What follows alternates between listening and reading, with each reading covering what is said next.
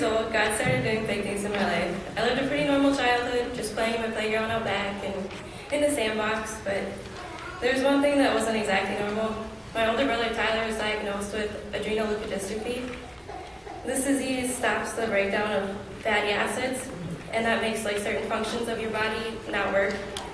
When Tyler started getting affected, he lost his ability to walk and then his ability to talk.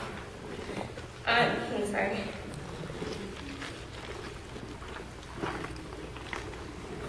On July 7th, Tyler passed away. Because I was only 3, I didn't really know what happened, but my parents told me he was with Jesus in heaven. That made me understand that right then that Jesus was a good guy since my big brother could hang out with him. Even though my parents were grieving and my family was sad, the Holy Spirit spoke to us and told my parents to adopt a son from Russia. So my parents went over there and adopted my brother Nathan from Russia.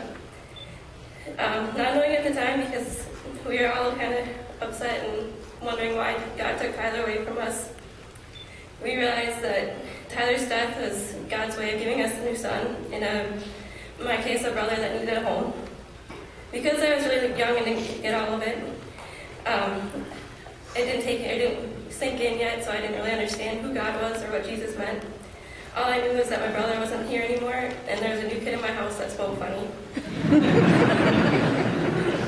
After some time, we got used to Nate, and we're now really close, and, well, most of the time we like each other.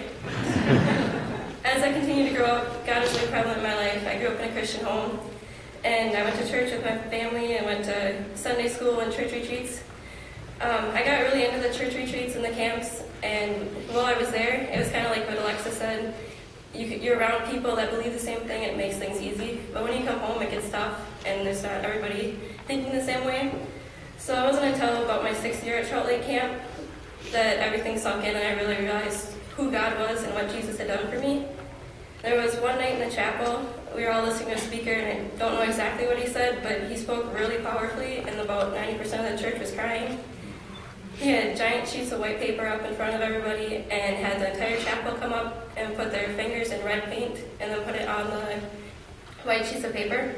Once we'd all finished, the sheets were covered in red paint.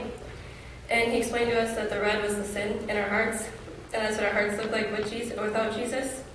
Then he ripped off the sheets of the red painted paper and revealed clean sheets of paper. He said that's what our hearts look like with Jesus in it. That's what happens when we let God work in our lives. Right then was when I accepted Jesus into my heart and asked him to use me for his will. He's been with me ever since, and lately especially my family's been through some really hardships. And I've always been able to look to heaven and ask God for some help, and he's always guided me through it.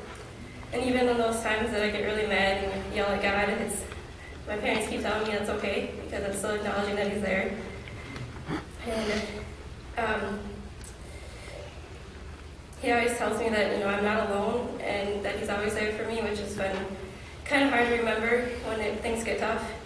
But there's a verse that I always use and look to. It's Isaiah 43:2. When you pass through the waters, I will be with you, and through the rivers they shall not overwhelm you.